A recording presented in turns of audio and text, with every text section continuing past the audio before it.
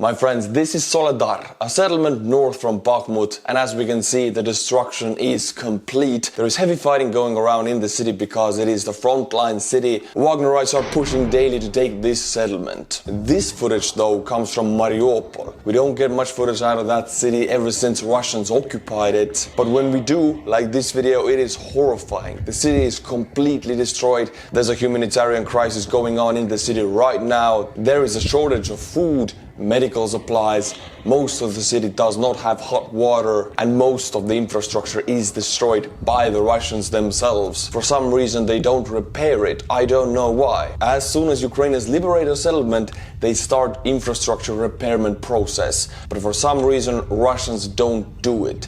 The only thing Russians have built up greater than it was before is the Mariupol graveyard. That is huge now, and we all know why. This video comes from around Moscow actually. Russian civilians filming air defense systems being installed around Moscow. Well, first of all, why didn't they have them before? And second of all, if they are installing them now, that means Russia is afraid of something now that they weren't afraid of before. Maybe some time ago when Ukraine attacked that airfield with close proximity to Moscow, Putin got the idea that Ukraine has the capability to strike the capital, so now they're pushing the panic button and installing S-300 batteries all around Moscow vicinity. I do believe Ukraine has the capability to strike Moscow if they would want to. Do they want to? That is the question. The same weapon slash drone slash cruise missile they used to strike these two airfields deep inside Russian territory, 500 kilometers from the border, this same weapon can be used to strike Moscow.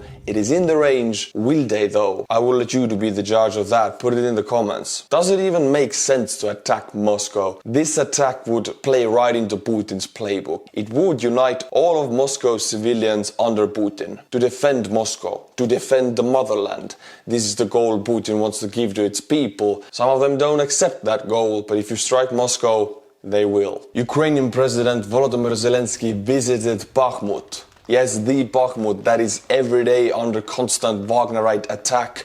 This city is being shelled daily, it is being stormed daily by the Wagner prisoners, and Zelensky decided to visit this city to award medals for bravery to Ukrainian soldiers and officers. I've said it before, this is leading by an example. Zelensky sets the example by putting his life in danger, sacrificing so much for Ukraine and for his people, and I think he is a great leader for that. Zelensky thanked the troops for the motivation and bravery they show, and then held a moment of silence for everybody they have lost.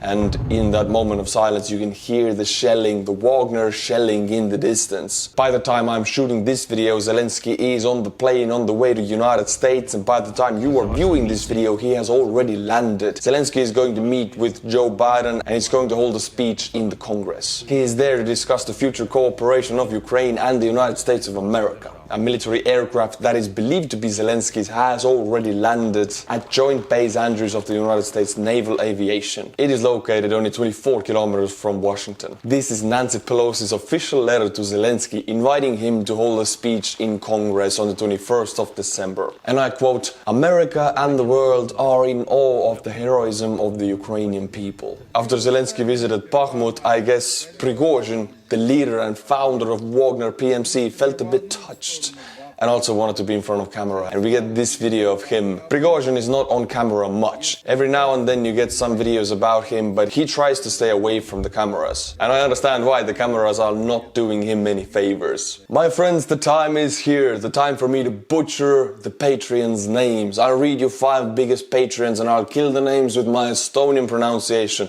Are you ready? Jeffrey Stromer, Tim Davis, Mikael McCachen, Artur Hill, Dustin Russell. Thank you to all of these patrons for supporting the channel. If you like what I do, if you like these videos, then you should subscribe to the channel. Hit the button. Also, I recently uploaded a podcast with Ukraine Matters. We had a very interesting talk and he did not hold back. I suggest you go and listen to it. It's a very honest conversation. Links in the description below. American armored cars bat were seen in Bakhmut. It was reported that an unnamed, anonymous Eastern European country ordered 100 of these vehicles for Ukraine. Who might that country be? You gotta decide that in the comments. The Bat UMG case is highly protected against explosions. The load capacity is 2.7 tons. The crew consists of 2 people, the driver and the commander, and up to 8 military personnel can be accommodated in the rear of the vehicle. The maximum speed of the vehicle is 100 kilometers per hour. How much is 100 kilometers per hour in miles? 70 miles per hour? It's a very good number for an armored vehicle. A Russian Ka-52 attack helicopter was reportedly shot down by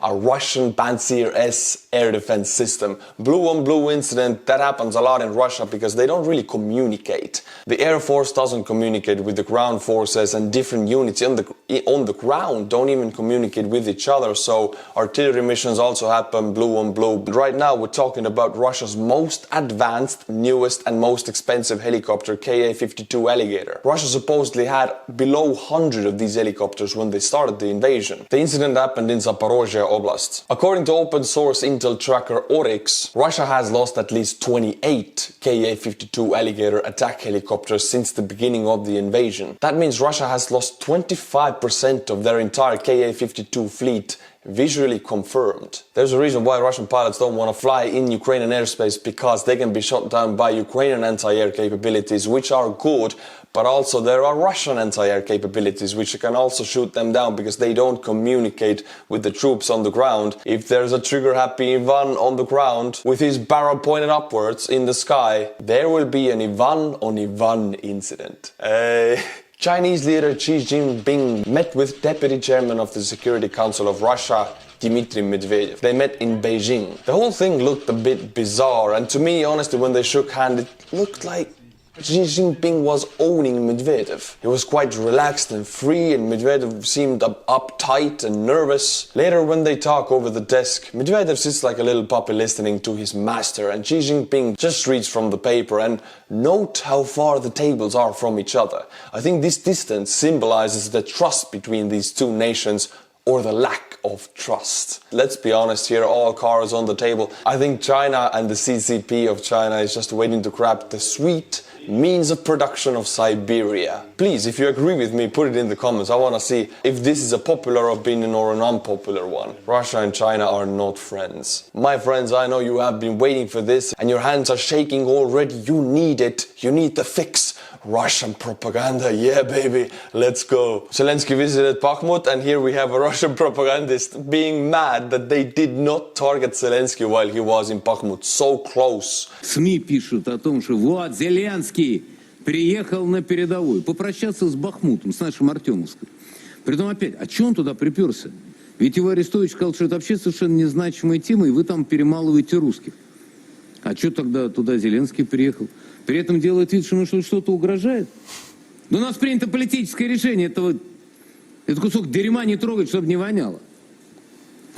He's using bad words and he's quite out of himself, and the ratings for this show with Solovyov have dropped because people have said for the feedback he is hysterical. He's not calm, he's not analytical anymore. This dude, ever since war started, he has gone a bit crazy and hysterical, and people don't really like that. So the ratings of this show in Russia have been dropping for the last 3 months. Прекрасно знает, что с ним ничего не будет.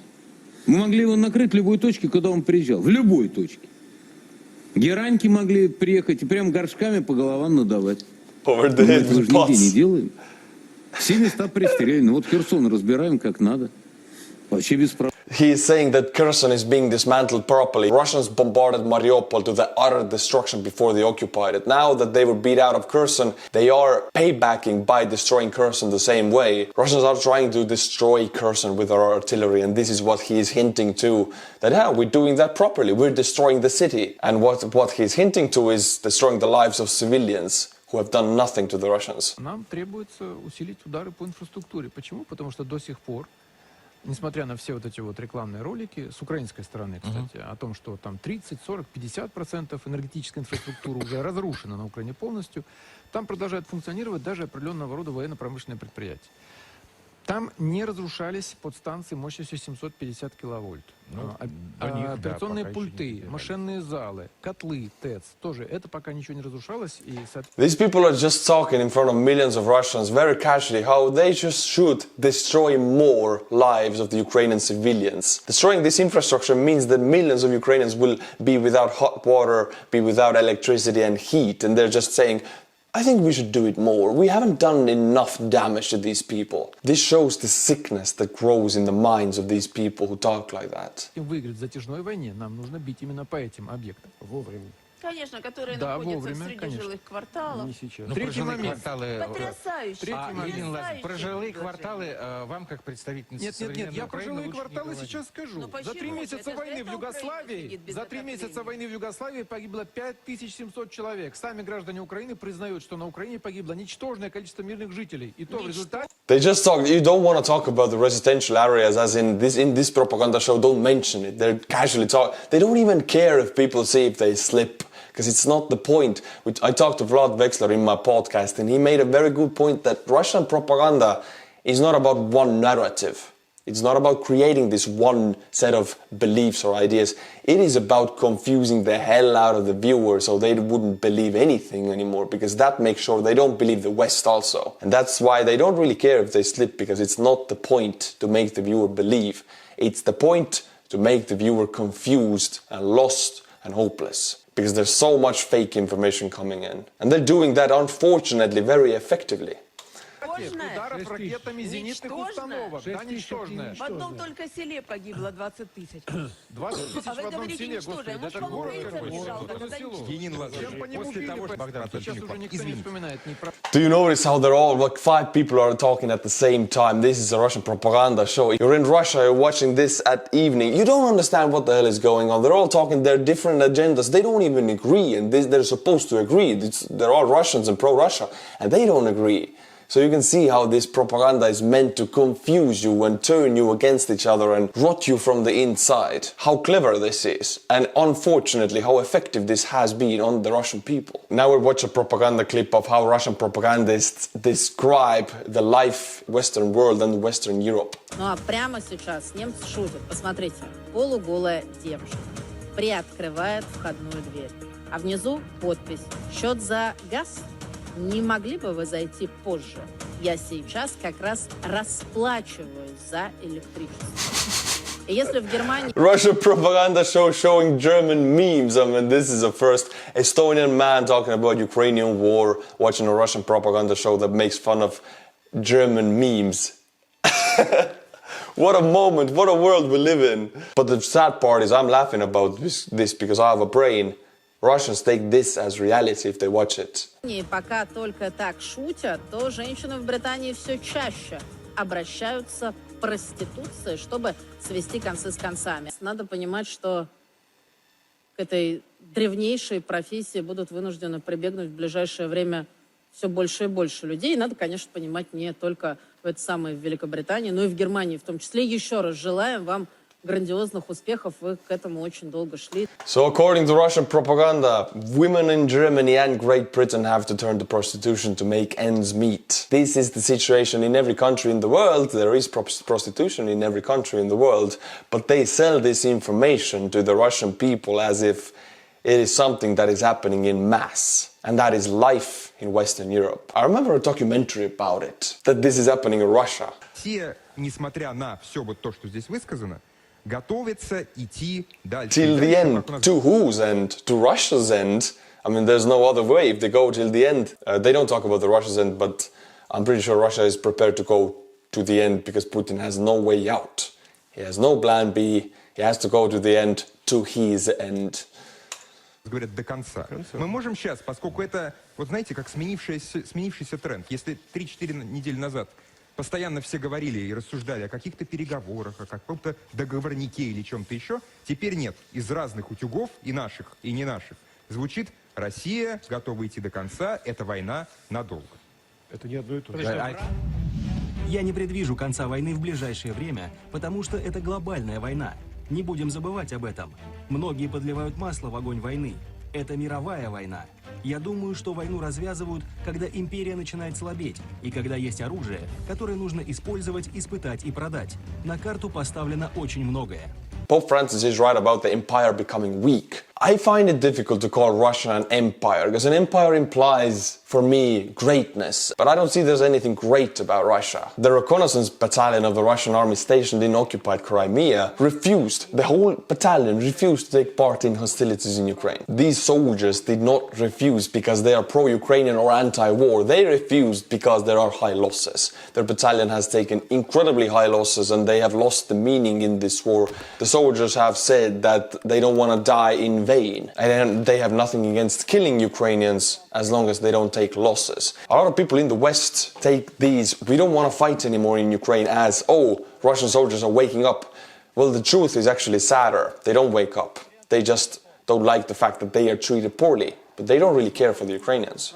According to the relatives of the soldiers, the battalion is part of the 127th Reconnaissance Brigade of the military unit 67606. The Special Forces unit of the Russian Black Sea Fleet was formed in 2014. The battalion is fully staffed with contract service soldiers. No mobics, no volunteers, no freshly mobilized. After refusing to take part in the hostilities, the battalion is still stationed in Ukraine in Russian-occupied area. Belarus restricted access to 3 districts, Laevsky, Prachin and Kainiki of the Gomel region. They border Ukraine on the Kiev and Chernihiv regions. It should be noted that the Russian offensive towards Kiev began from these 3 regions from Belarus. In my opinion, it is very unlikely that Belarus will join this conflict. Putin has pushed Lukashenko in every way possible, but Lukashenko does not want to join. But why would they close these regions? But honestly, 20 to 30,000 troops is definitely not enough to take Kiev. It might even not be enough to punch through the Ukrainian defensive lines on the Belarusian border. The fact is that Belarus and Russia do not have enough strength